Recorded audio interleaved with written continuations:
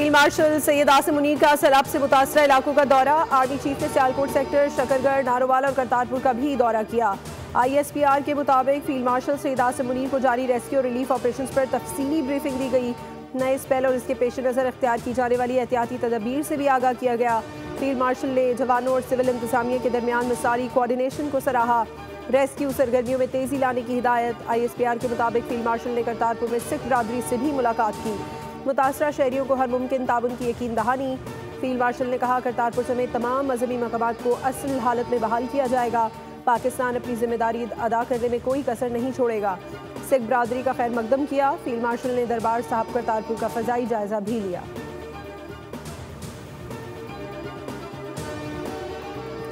और पंजाब के दरियाओं में सैलाब की संगीन सूरत हाल बरकरार। दरियाए चनाब, रावी और सतलुज बिफर गए। देहात, शहर और गली मोहल्ले दरिया का मंजर पेश करने लगे। खड़ी फसलें भी तबाह हो गई। हज़ारों अफराद नकल मकानी करने पर मजबूर। लाहौर के मुतादिद इलाकों में सैलाबी पानी दाखिल। लोगों के आशियाने उजड़ गए और रास्ते बर्बाद हो गए। झंग और चिनियोट को बचाने के लिए रवाज ब्रिज तोड़ दिया गया। झंग रेलवे लाइन के 3 सेक्शंस को धमाका खेज मवाद से उड़ा दिया गया। पाक फौज की टीमों ने धमाका खेज मवाद को इस्तेमाल करते हुए ब्रीचिंग का अमल सर अंजाम दिया। हुकूमत पंजाब की जानिब से रेस्क्यू और रिलीफ ऑपरेशन तेज कर दिया गया है। रिलीफ कमिश्नर पंजाब नबील जावेद का कहना है कि दरिया चनाब के पार्ट से शहरियों के इनखला को यकीनी बना लिया गया है। फैसलाबाद और झंग इंतजामिया अलर्ट है। तमाम अफसरान फील्ड में मौजूद रहेंगे।